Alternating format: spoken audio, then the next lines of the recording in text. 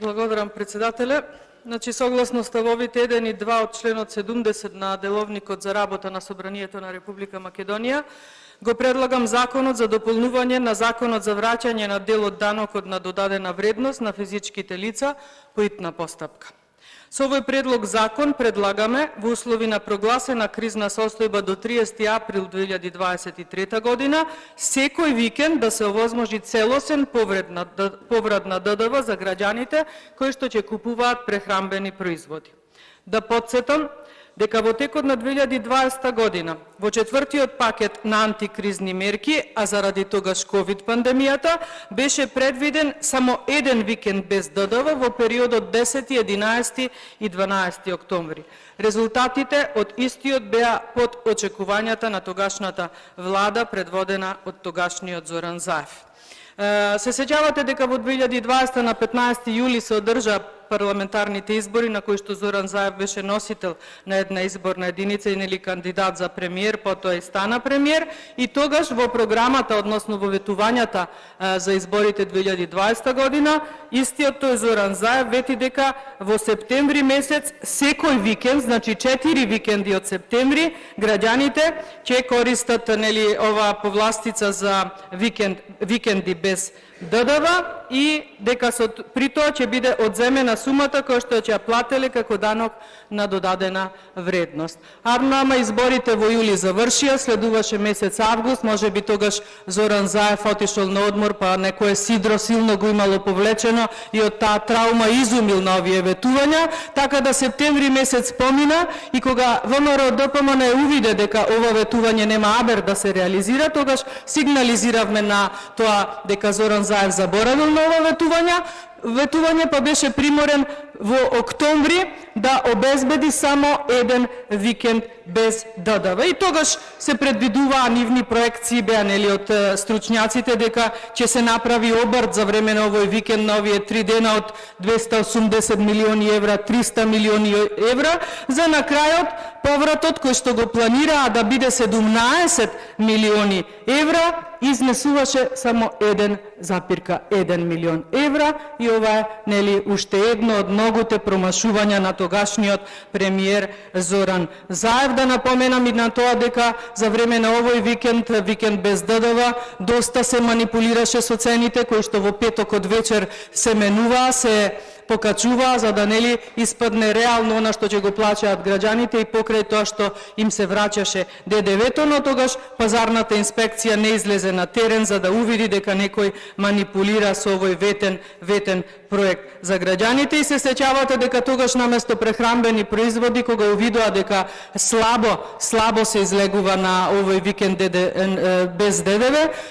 тогаш апелираа премиерот, вице-премиерот и останатите од владата да излезат сиромашните семејства, замислете, кои што не биле во можност да купат компјутери за нивните деца, да го искористат овој поврат на ДДВ за да купат компјутери. Ете, до толку беше иронична таа влада со тој премиер, но помалку иронична не и оваа сегашнава, која што ја предводи Ковачевски, кој што нели кажува дека сме во тешка економска криза, дека треба да се штеди, но не гледаме дека некои мерки конкретно ги превзема и дека нешто ќе има ефект. Само вчера зборувавме околу законот нели за финансиска поддршка на социјално ранливи категории, со кој што е предвидено на одредена категорија граѓани, околу 200.000 чинам дека беа, ќе им се помага во тек на 4 месеци со месечни износи од 750, 1500 и 3000 денари. Не знам, и вчера критикував дека навистина сумата е смешна, ако знаеме дека потрошувачката кошничка за месец октомври стаса до износ од 51.514 денари, што во однос на истиот месец минатата година е пораснат износот за 16.940 денари, а во однос на септември износот е зголемен за 1.290 денари. И како со оваа финансиска поддршка од 750 до 3000 денари месечно, еден сиромашен македонски граѓанин ќе може да се снајде во оваа криза, а велите таа финансиска поддршка дека беше за справување со електричната енергија. Токму заради тоа ВМРО ДПМН, ако се сеќавате, уште на 27 септември излезе со предлог на мерки за справување со економската криза, бидејќи тврдиме, иако иако свесни дека ниту една мерка која што доаѓа вака преточена во предлог на закон ова владеачко мнозинство не ја изгласа, но јас ќе потврдам, односно ќе апелирам дека не треба само една мерка да се усвои, туку треба сите 6 мерки кои што ВМРО ДПМН ги предложи да се усвојат, како би се навистина постигнал некој ефект во однос на стравување со оваа криза, енергетска, топлинска и каква уште не со оваа власт. Се сеќавате, веќе колегата пред мене зборуваше за нашиот предлог закон за субвенциониран студентски оброк. Имавме предлог, ќе кажуваат другите колеги за тие да не го земам нивниот збор. Значи, нашиот предлог е во време на прогласена кризна состојба,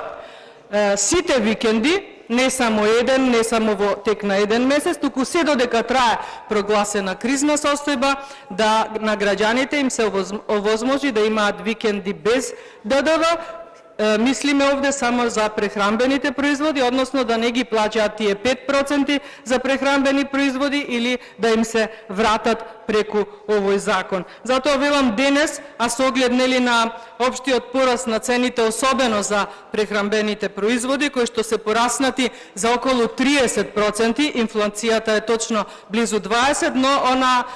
за прехранбени производи е близу 30%, и предлагаме целиот период, како што реков, на прогласена кризна состојба се однесува на двете актуелни, енергетската и оваа со снабдување со топлинска, а тоа е период до 30 април 2023, секој викенд, нагласувам секој викенд, да биде викенд без ДДВ. Владата на Република Македонија во изминативе месеци, морам да подсетам дека ги зголеми буџетските приходи, а токму поради овој општ пораст на цените, па затоа сметаме дека истава оваа влада може и треба да се откаже од ДДВ-то на прехранбените производи, барем за време на викенд, и со овој предлог на закон, односно со оваа мерка,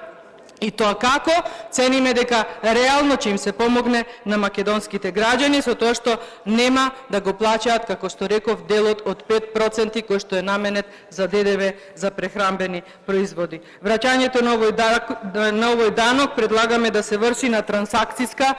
сметка на купувачот во рок од 15 дена, а после пријавувањето на податоците. И токму од причина што не се работи за некаква обемна дополна на постоечкиот закон, односно се работи само за дополна на постоечкиот со само еден член, тоа е членот 9б, предлагаме донесување по итна постапка, а особено и најмногу да потенцирам уште еднаш, затоа што со овој предлог ќе се спречат и отстранат уште поголеми нарушувања, односно уште поголема инфлација во македонското стопанство. Ви благодарам за вниманието.